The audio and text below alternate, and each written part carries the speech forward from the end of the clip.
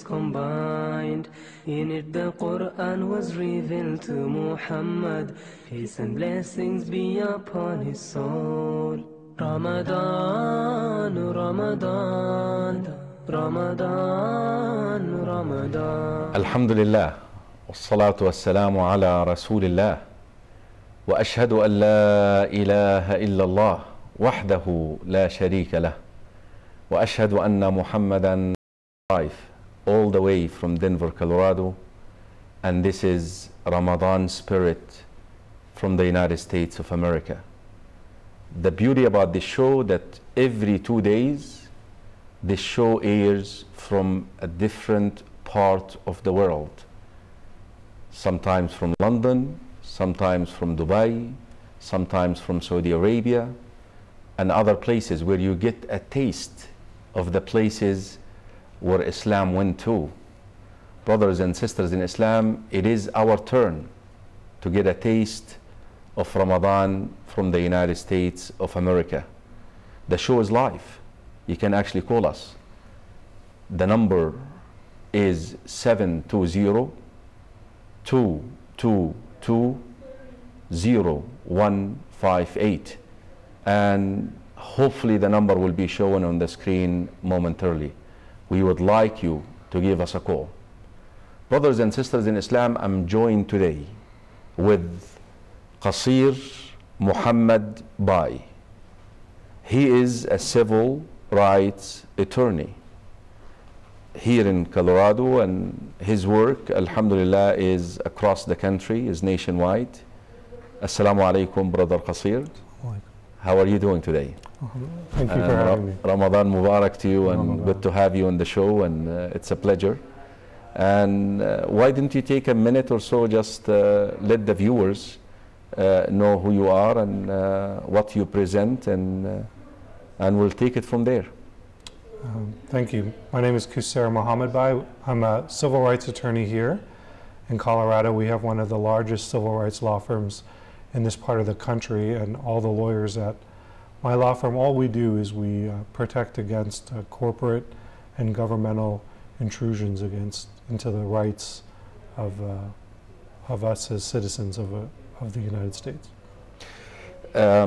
Certainly the spirit of the show today is the rights of a minority, being Muslims living in the United States, and how much rights do we have.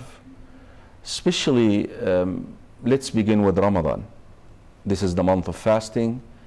Ramadan is an extremely demanding time for Muslims because of the rituals that they have to attend to and fulfill, and they would require certain accommodation by their workplaces and or even schools. And are they entitled?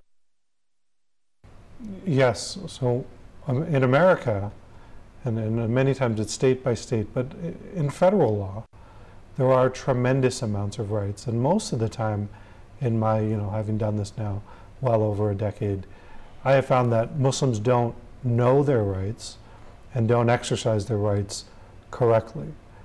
There's been some tremendous civil rights eras in America, and many of the rights that were born out of the civil rights era in the 60s protect Muslims as well.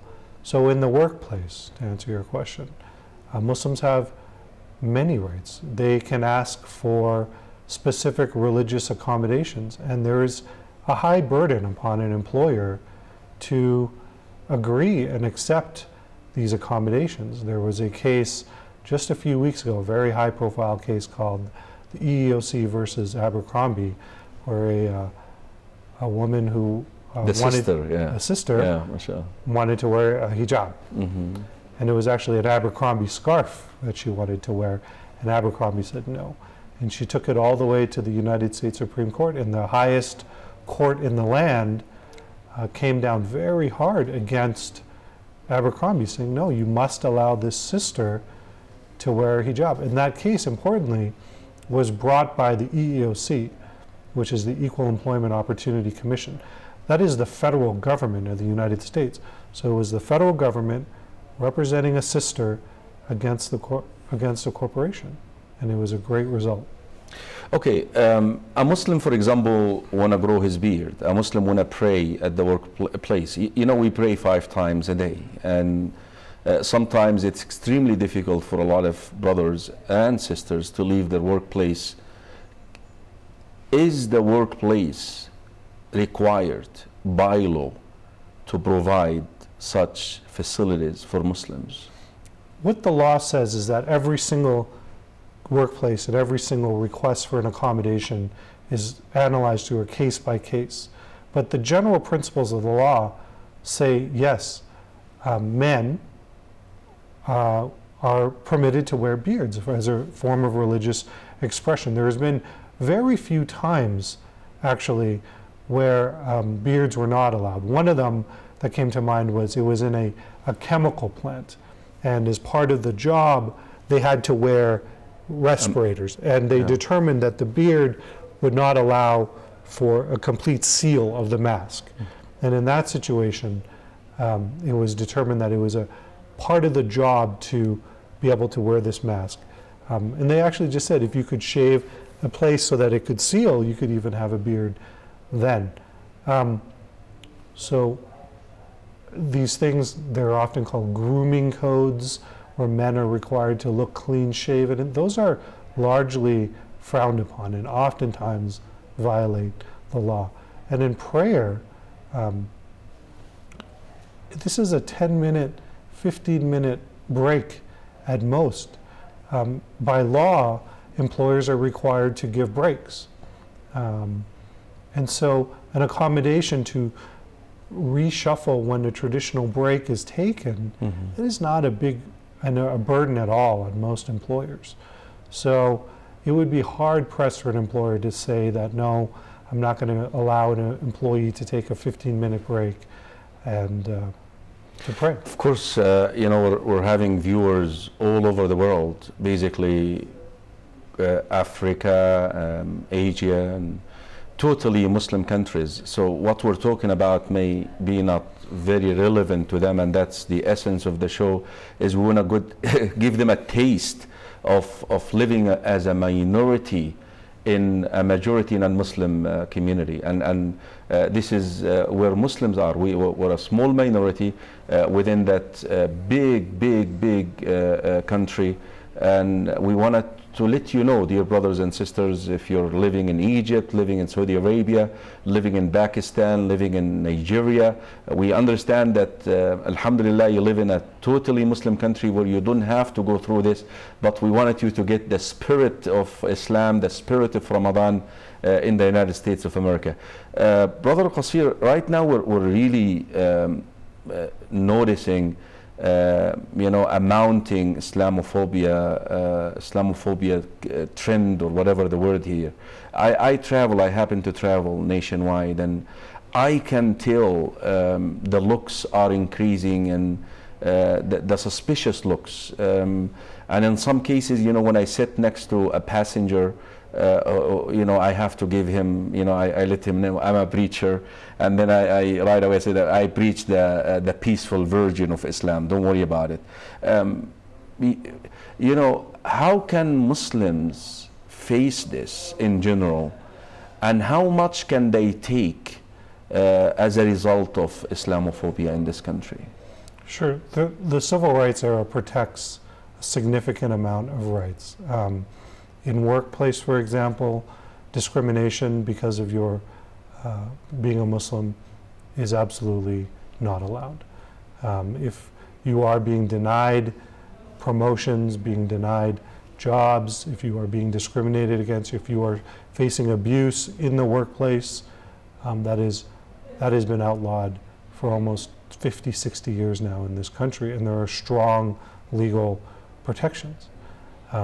In places where you go to shop, at grocery stores, things like that, businesses may not discriminate against you because you're a Muslim, or because you're an Arab, or because you're from an African country. Those, again, those are called public accommodation laws, and that is absolutely forbidden. And Muslims should learn their rights, and there are so many organizations all across the United States, like the ACLU, that protect the rights of Muslims, where Muslims can learn. But in terms of Islamophobia, one of the more complicated issues in America, in Ramadan spirit, is what we call the First Amendment in the United States. And many people, especially from Muslim countries, don't understand how complicated the First Amendment is. You, as we know, have had some issues in your own congregation dealing with neighborhood associations who are Islamophobic, that don't want you to be able to create a Muslim recreation center. Yeah, the bus ad, for example, and the Muslim recreational center, yes. Sure. Yes, yeah. So let's take those into. Yes. Here in Colorado, there were bus ads. Right. Where they were nasty, they were anti-Muslim, highly Islamophobic, incorrect, and they were on the sides of buses. Well, that is the right of the First Amendment, to allow people to express anti-Muslim sentiments. We, as a community, also have the right to express our own messages. And in that case, we confronted these messages of hate with a long, unified message of love. Right. This is what we're required to do as Muslims anyways, you know. idfa billati hiya ahsanu as-sayyi'a, repel the bad with good. That's the character of someone who believes. So, true. But it's the same right that allows them to speak against Muslims. It's the same right that allows us to set up a mosque, a recreation center, where we choose, without having to get approval or blessings from a neighborhood that may not like Muslims. It is our right. We get the right of association, and no one can tell a Muslim where they can set up or do business because they don't like Muslims. So it's a complicated law, and Muslims need to remember that even some of the most anti-Muslim messages and themes that we encounter, those are the same things that protect us. So Muslims do not get to pick and choose which parts of the First Amendment. So basically the point that you're making here is we have in America, in the Constitution, something called the First Amendment, which allows people to express their views. But at the same time, the First Amendment offers protection for minorities to establish their own organizations and have their own houses of worships and so forth. So it goes both ways, basically. It's a coin with two sides. You have to swallow the other side to be able to entertain or have your own you know, little thing going there. Recently, and I know this is very controversial, the legislation of, you know, same-sex marriage. Me as an imam living in the United States of America, we know this is against the divine law. And this is not what Islam teaches. This is actually a Mosaic law. Just go and open the book of Genesis and read the story of the two tribes or two cities, Sodom and Gomorrah, and what happened to them as a result of such an act. So it is a divine legislation, basically. Now you get the Supreme Court legalizing such an act. Now, how much space do I have as an imam to preach to my congregation that this is not lawful in the sight of God, in the sight of Allah, even though it's lawful in the sight of the Supreme Court, without being you know, singled out or picked on and hopefully not arrested?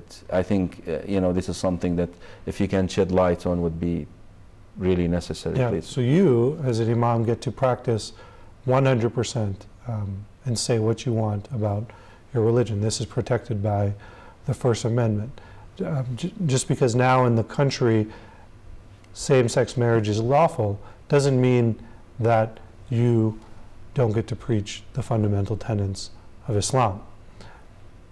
Alcohol has been legal in America for a century. True, yeah. Tobacco, in some parts of the country now, even marijuana is legal. Legal, yeah. But if you were to get in front of your congregation and say marijuana is haram, right, no one would be able to tell you otherwise. That is the beauty of the First Amendment. The same principle applies. Correct. Yeah, so there is no difference between this one and this one, basically. Yeah. That's true. Yeah.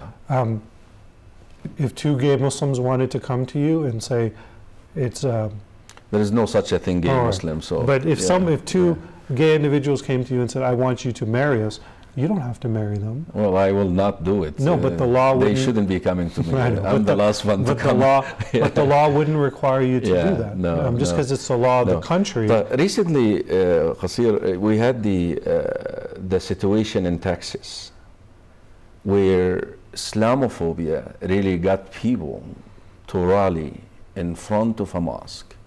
And the same thing happened, I think, in Phoenix or somewhere in New Mexico, in that part of the country too. Even having guns on them while they are standing in front of the congregation. I mean, where is the law? If Muslims would do this, I'm telling you, the media would make, you know, a story out of this. And where is the law? Where is the law enforcement once it comes to people standing in front of a mosque, rallying and calling one another with their machine guns? Mm-hmm. So what you're asking is, what are the limits of free speech? Right. Right. Right. And in America, the limits are broad. It is a tough law. And this, where people came, they were presumably on public sidewalks around a mosque, and they were saying, bring guns and show your dissatisfaction for Muslims. That is pretty close to the line. Mm-hmm. A gun, Muslims need not take threats of violence. Threats of violence are never protected expression under the First Amendment. Muslims should never feel that they are unsafe, that their families are unsafe. And certainly showing of weapons is a big show of fear. But in America, and especially in Texas, open carry laws are allowed. People can carry guns. So that's a state law? That's a state law. In many states, people are allowed to open carry weapons, and that is, it's a very controversial law. It's scary. Yeah, for the viewers, you know, the United States is so many states, something like 52 states now? Yeah, so each state has its own state laws, but there are some federal laws. So when we say a state law, that's the local law, a federal law, that is the umbrella upon every state. Is that accurate? Right. Yeah. So now the issue of, you know, us speaking out against Islamophobia and combating it, and you know, I always preach to my congregation the best way, just, you know, be nice, you know, just repel the bad with good, and, you know, but not everyone can do this. You know, not every Muslim can do this. What sources do they have in this country, whether in the state or in the county where they live, in order to seek help? You know, lawyers like yourself are not, you know, every place. They are not available. And I receive so many calls from my congregation, for example, needing, you know, help with respect to similar situations like this. Are there state offices or county offices where they can actually go and report this and seek help from there? Right. Almost every single state office has a civil rights board, division, commission, a human rights commission. There are government agencies that help protect the rights of Muslims. There are non-profit organizations like the American Civil Liberties Union that are almost present in every state that will help and advise people, Muslims, of their rights. It's important for Muslims to understand where the source of the Islamophobia is coming from. If the Islamophobia is coming from work, from the government, from business, it need not be tolerated. Mm-hmm. It's all about education, and Muslims must educate themselves as to laws of the United States. Yeah, it's very unfortunate that, you know, Muslims have not He's been proactive in that field, you know, but hopefully this is an invitation to organizations, Muslim organizations and communities to become proactive in delivering, you know, the message of Islam to the people there and letting them know who they are. Let's take, for example, you know, the situation where we have Dar al-Tawheed, the rec center that we refer to. We ended up purchasing that place, and by all of a sudden the neighbors just, you know, trying to limit our, you know, options once it comes to operating that place. And I'm sure so many communities in America are faced with this, and they have to go to the city and get approvals for this and get approvals for that. How can this be handled in the best manner? Zoning laws have traditionally been some of the worst culprits for discrimination.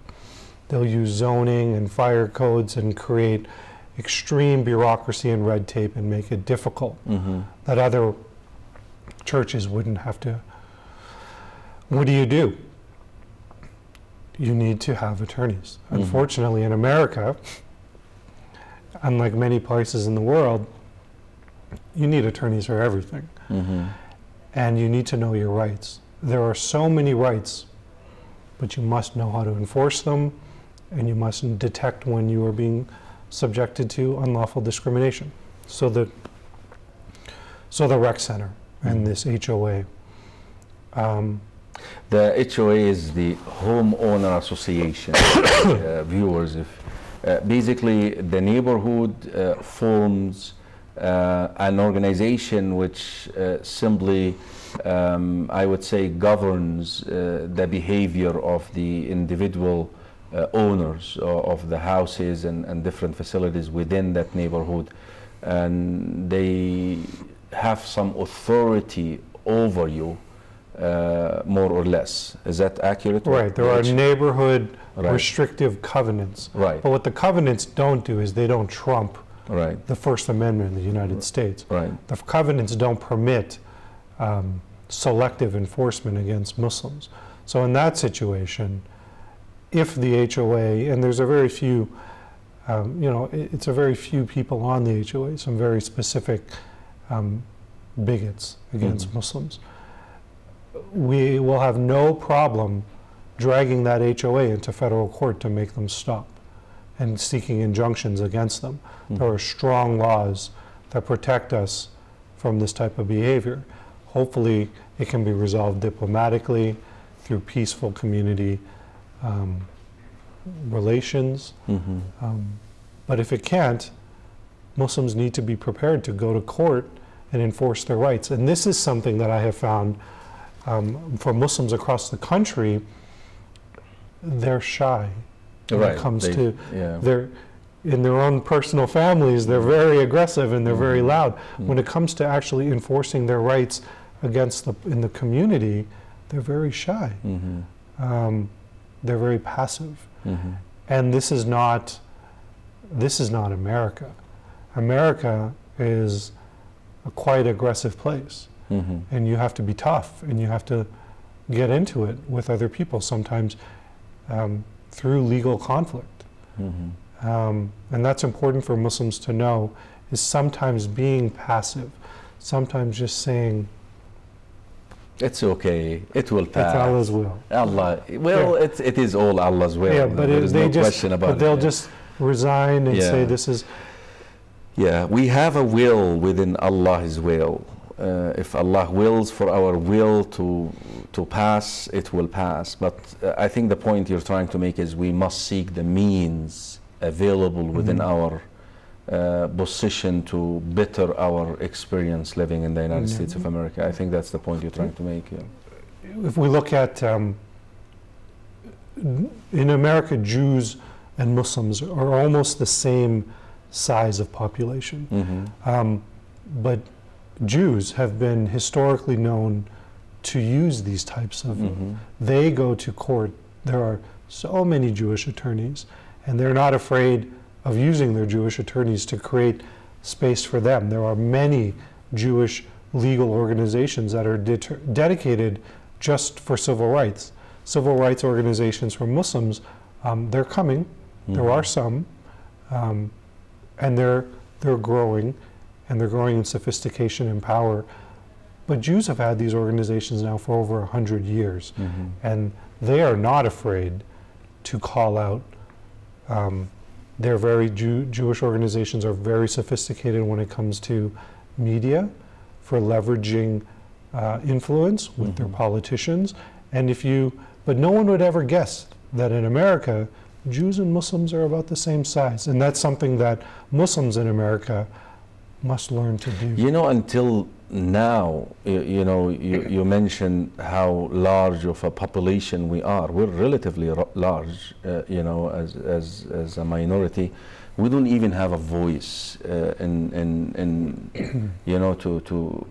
basically the voices of Muslims. I'm talking about the media. We don't have one media outlet where we can come out and actually voice our opinion and say what we think, and all of this is very sad.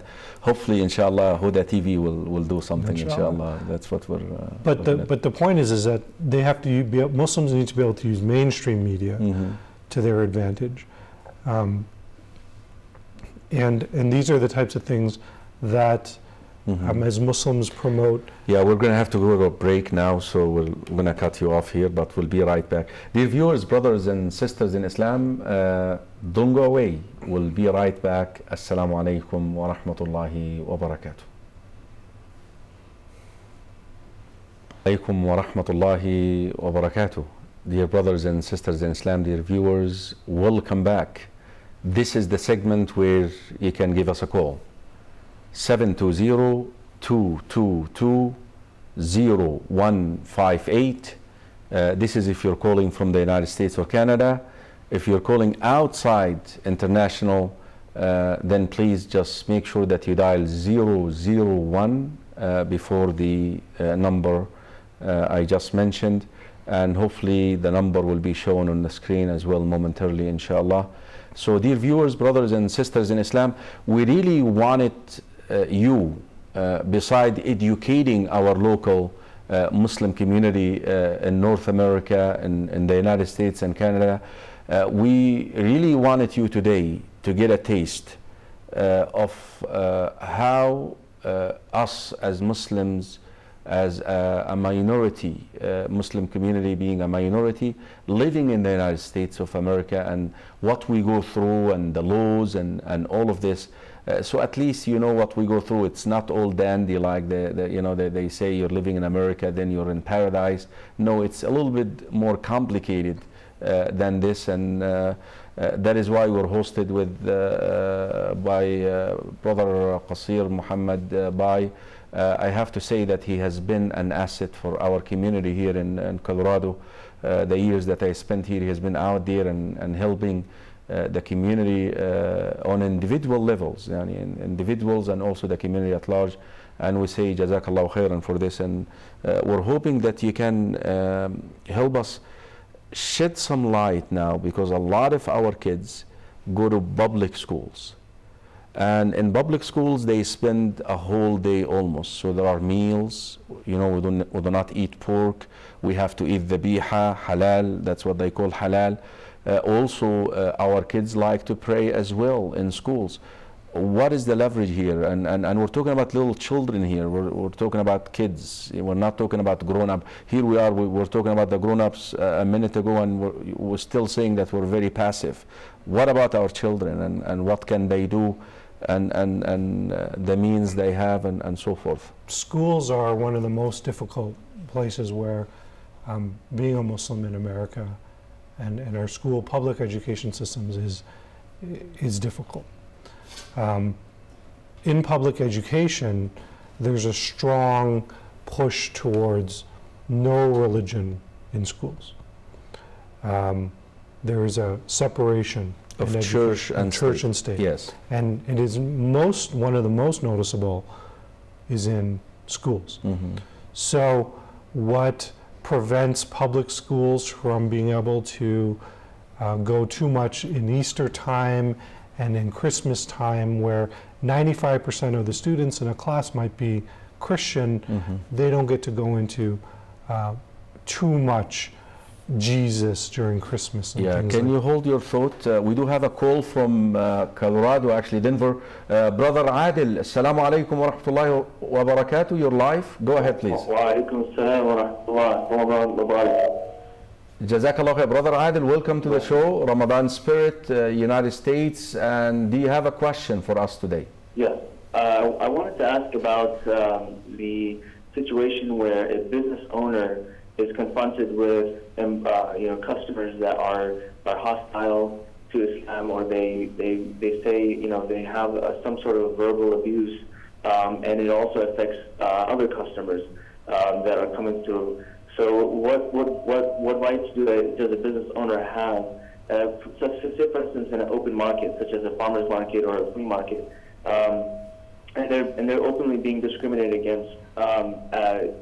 What kind of rights would a owner have, a business owner, to go after a customer, or to have his rights fulfilled in some way? Jazakallah khairan, Brother Adil. May Allah reward you. Brother Qasir, can we take his question and we'll go back to the school? Yes, absolutely. Yes. So the laws here in Colorado, and for the most places across the country, is that business owners may not discriminate based upon what we call protected categories, age, race, national origin, things like that, by their customers. And in this situation where a customer is being extremely openly violent, potentially abusive, they themselves are being discriminated against, store owners don't have to take that kind of abuse at all. A store owner in America, it is still a free market, as the brother said, and that no, they don't have to serve or tolerate that. What about the customer is always right kind of principle? As long as you are not denying a service to a customer because they are an Arab or because they are a Muslim or a Christian or something like that, then they're fine. And business owners don't have to serve or even tolerate that. And in fact, a business owner could at that point call the police and say, sir, if you don't want to leave my store, if you won't stop abusing me, you are disrupting other customers who are trying to reach here. They have the right to call the police, and the police will appropriately handle it. Beautiful.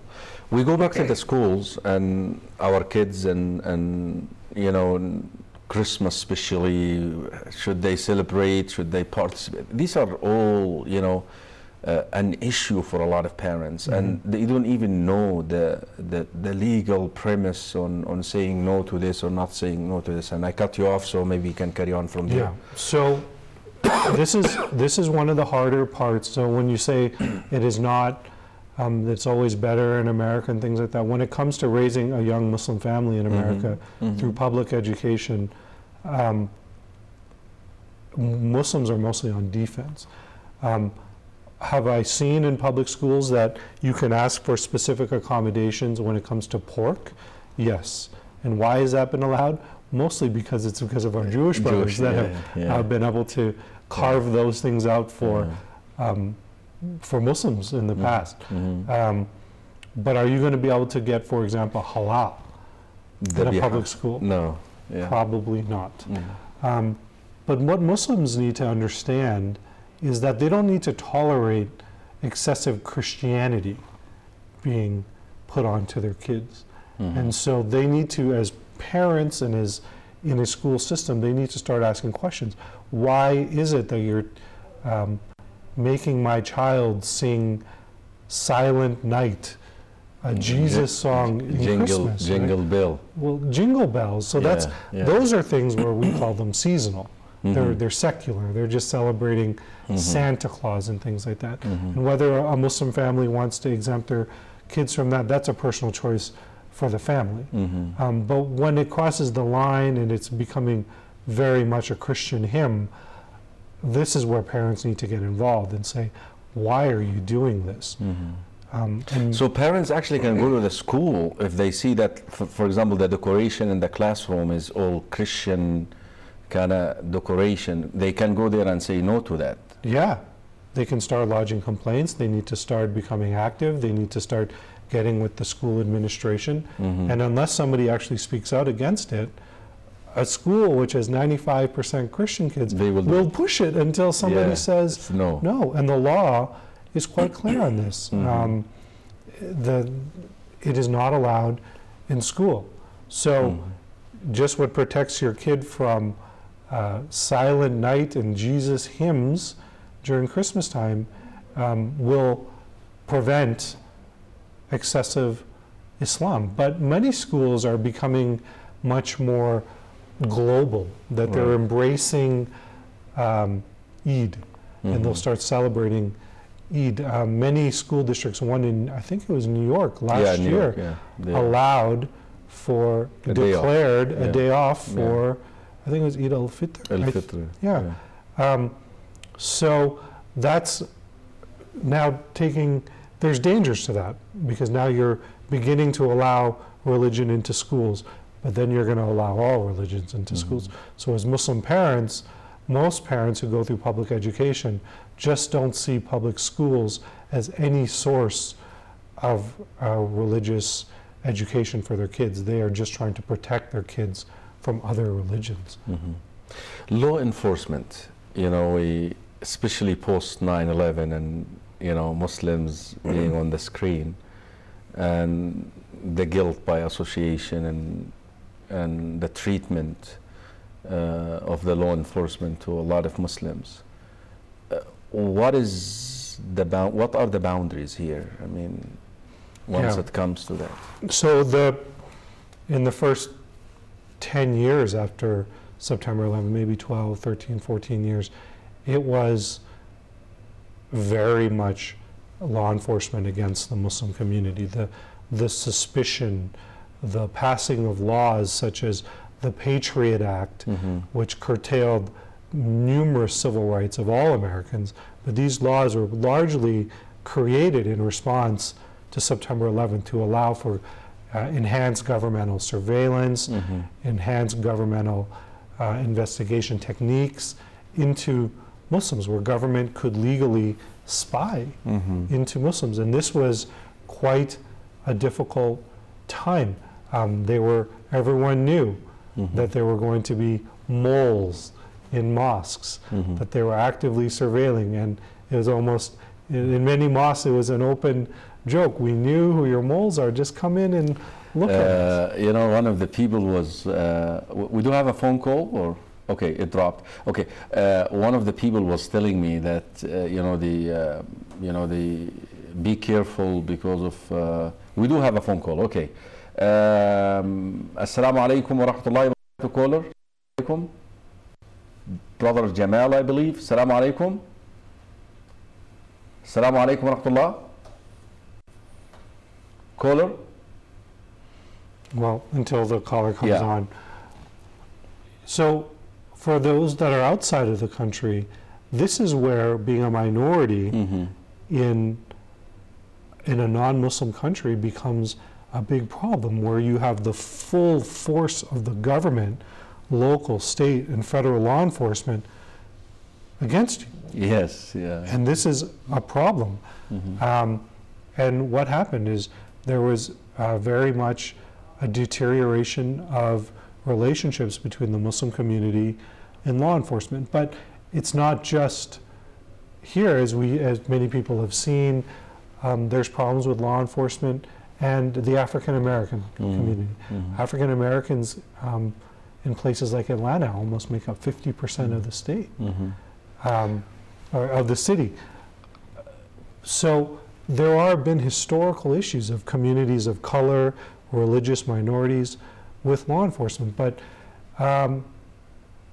times are slowly changing, not necessarily voluntarily because of the government, but there's been a lot of lawsuits, there's been a lot of pushback. Things like the stop and frisk program in New York have been determined to be unconstitutional, and Muslims are starting to avail themselves of the legal system more to stop saying, no, that's enough. And then because of things like the Patriot Act, many non-Muslims are also becoming quite leery about their own rights being violated. So I want to say also, subhanallah, yani, in spite of all of this, Islam is the fastest growing religion in the United States of America. This is actually not my statement, is a statement. Assalamu alaikum wa rahmatullahi wa barakatuh. Assalamu alaikum. We do have a call. Wa alaikum assalam. Caller, you're online, you're live on television. Assalamu alaikum. Name and state. Jeffrey Boyer, San Antonio, Texas. Jeffrey, you have a question for us? This is Ramadan spirit, and the theme today is, the civil rights of Muslims living in the United States. Do you have a question for us?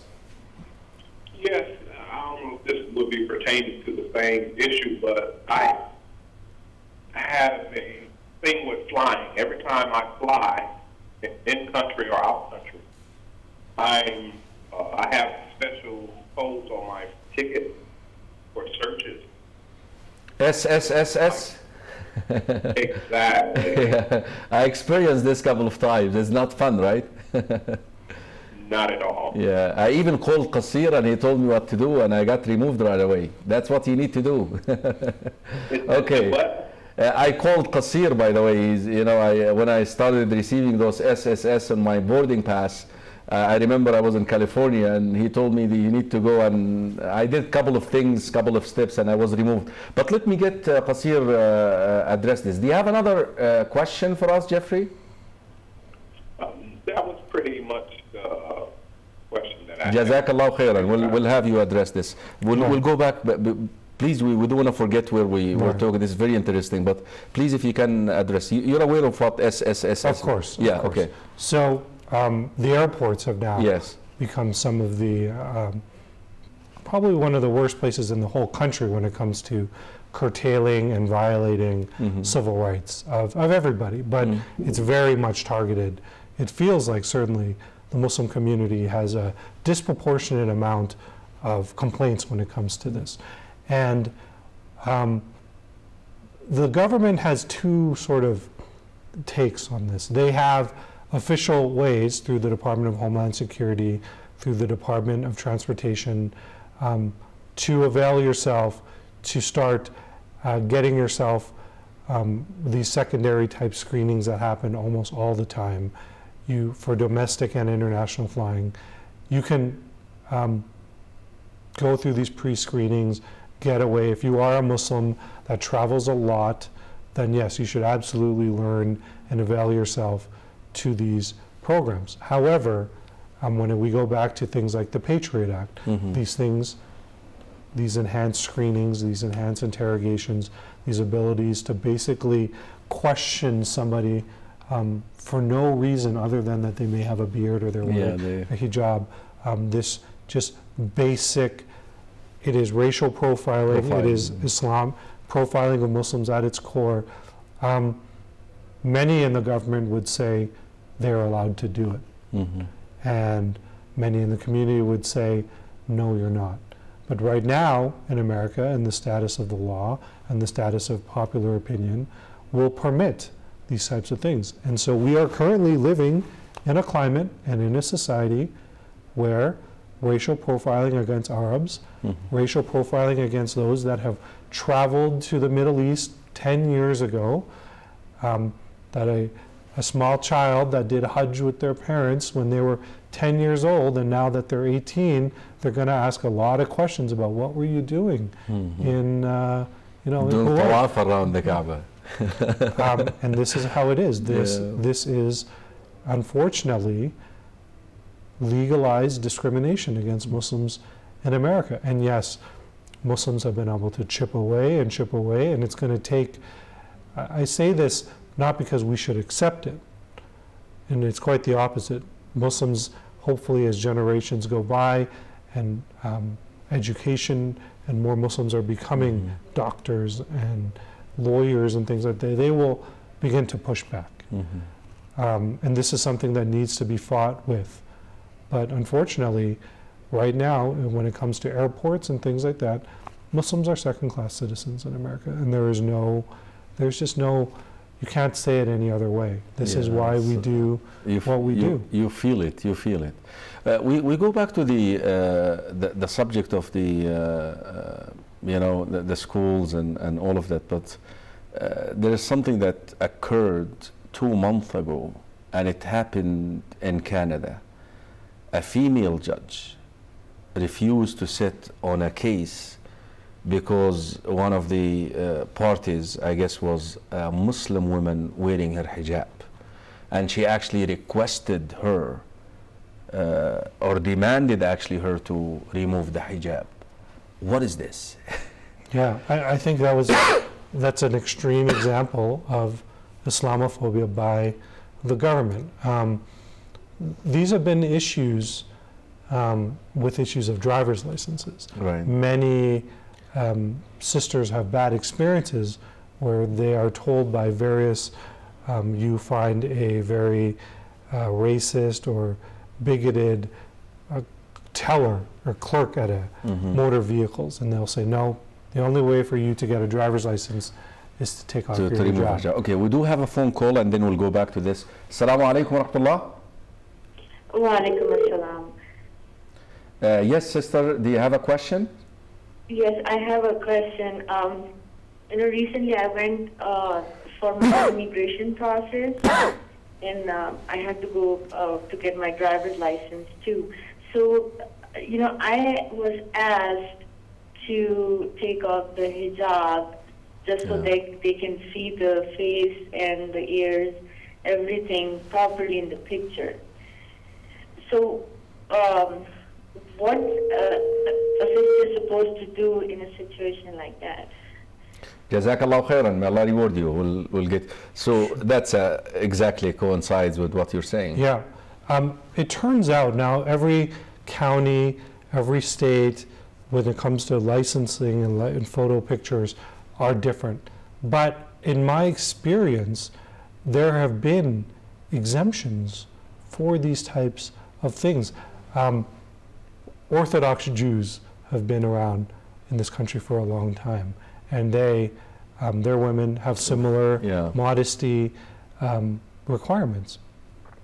And you will find that with this sister, I'm betting that it is either one office, one shift that is giving her a hard time. And what would I do? I would, where that sister was, I would contact her local ACLU, or I would find a civil rights attorney to become informed. Because no, most of the time, a hijab does not obscure the face. Of course, if we are talking about things like niqab and things like that, those become harder to justify. But a hijab, which clearly shows a face, should never be a problem. That is more than enough ability to identify somebody through their face. Yeah. So we still have almost 7 minutes of the show. Can we get on the positive? This is like it's not spirit. Well, the aspect of, we know as Muslims that we will be tested, and our Messenger ﷺ told us that Islam will reach as far as the day and the night reaches, and it will enter every single home, and we're certain that this will happen. And we're here at the outskirts of the world, basically with the Muslim world, and we're representing Islam, and we have to go through these laws, we have to educate ourselves. Where can Muslims go from here to gain that status that the Jewish community, for example, established for themselves in the United States? What about this? The African American community, now they have a president sitting in the White House. How can we get there as a community? What does it take?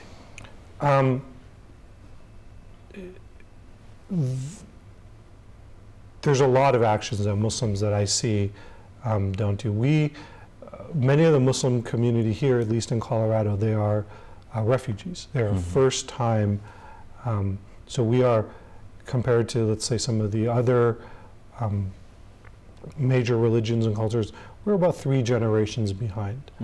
What's it going to take? There needs to be a strong emphasis on education for kids. There has to be a strong emphasis on staying close to Islam, keeping your kids away from bad influences. And parents need to stay very vigilant. Once children of, let's say, a cab driver become accountants and engineers, and they experience, because in America, while we've talked about some of the bad things, some of the positive things, you can achieve anything in this country. It's the land of dreams, they say. It is. Yeah. We know this. An imam can come and he can build a rec center by himself just because of the power of children of parents that have no money at all can become anything. It's true. We have to say that, you know. I mean, it's the reality. Where they talk about the American opportunities, it is harder for those that are poor here, but there are opportunities that in other countries around the world don't exist. So that's one thing. Education. Muslims in America must start promoting and pushing education. Once the community becomes of a higher educated status, they'll be able to avail themselves. Second, Muslims need to not be so tolerant as to discrimination.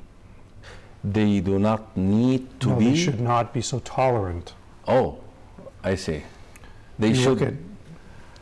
You know, that's what we teach in the mosque. You know, just forgive. You know, they have that famous thing. Even so, slapping on the cheek is unlawful in Islam. That if somebody slaps you here, just give him the other cheek and move on. And that's not the case. You're telling me. You've had the opportunity to go to African American mega churches in the South. Right. They are not saying, "Let's take it." No. These are communities that have taken to the streets, right? Demonstrated. But we're talking about, you know, individuals. We should try to entertain that in an individual level. But no, I say it symbolically in the sense that Muslims, as a we really want to strike the balance between whether it be a cultural thing or a religious aspect, they're very shy. They will take a lot of abuses. Right. It is true. Muslims do that. They are not looking for troubles, but that brings them troubles. They tolerate and they take a lot of abuses. Yeah. And that comes with the education process, being able to say, I'm not going to take this. I'm going to use our local ability and stop this, whether it be discrimination at work, whether it be discrimination by businesses, or whether it be institutional discrimination, such as at airports. Unless these are challenged and taken head on, Muslims will continue to take abuse. But you know, I think the issue that we're having, Brother Qasir, here is, like you said, America, for you to do everything, you need a lawyer. And lawyers are costly. They are very expensive. And for Muslims to pull all that stuff, they don't have the resources. So that's a misconception. There are many attorneys throughout the country that do this because it's the right thing to do. Many attorneys don't charge, or they do what are things called, they take things on percentages. I have never in my entire career charged a Muslim 1 penny for a service. And we have helped countless Muslims, and caused many changes. So we are not, I hope that we're not unique. And I know of many other attorneys, and they don't have to be Muslim lawyers. There are good allies of the Muslim community out there, lawyers who have dedicated their careers to protecting those that are most disenfranchised, the most marginalized in society. And Muslims are we're on the fringes when it comes to our rights. And so it is important for communities in America to start learning about those types of legal resources out there so that they can start putting their members at least in touch and creating relationships with various organizations that have the ability to help them. And it must come during good times, not if something bad has happened and then you're looking for a lawyer, it's too late. You need to have a long-standing relationship with attorneys and various nonprofits out there that protect Muslims. True. Dear viewers, brothers and sisters in Islam, this was fascinating for me personally. I'm sitting over here and overwhelmed by, we really wanted you to get a taste. Yeah, this is Ramadan spirit still, but a taste of how Muslims do live their lives in the United States of America as a minority group, right, as a community, you know, not the majority of the community. I understand that a lot of you living in completely Muslim countries, but we wanted to get the opportunity for you to get that taste. Brothers and sisters in Islam, at the end of the show, I would like to say Jazakallahu khaira, Brother Qasir, for first of all your work for the Muslim community. I have witnessed that, and for you being here in the show. And the viewers, don't miss tomorrow, inshallah. We're going to have another edition of Ramadan Spirit coming from Colorado. I'm your host, Karim Abu Zayd. Till then, Assalamu alaikum wa rahmatullahi wa barakatuh. In it the Quran was revealed to Muhammad, peace and blessings be upon his soul. Ramadan, Ramadan, Ramadan, Ramadan, Ramadan, Ramadan.